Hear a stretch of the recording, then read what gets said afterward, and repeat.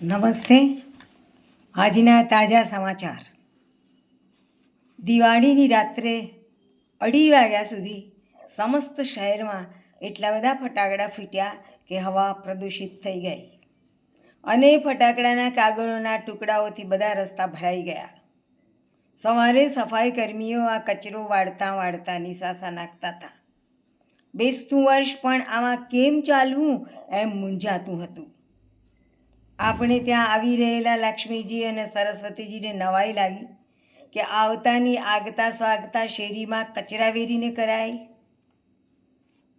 વહેલી સવારે અળસ જાઈને લક્ષ્મી આવે એમ બોલતા સ્ત્રીઓ ફૂટેલી તાવડી પર વેલાણ ભટકાડતી આવતી હતી અને ચોક વચ્ચે ફૂટેલી તાવડીઓ ફેંકીને ચાલી જતી હતી.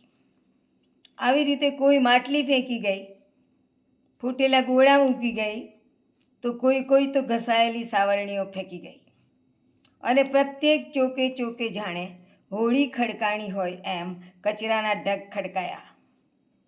ગાંધીજીની સ્વચ્છતાને આમ અવગતે જતી જોઈ સરસ્વતીજી અને લક્ષ્મીજી બંને પાછા ફરી ગયા છે. સમાચાર પૂરા.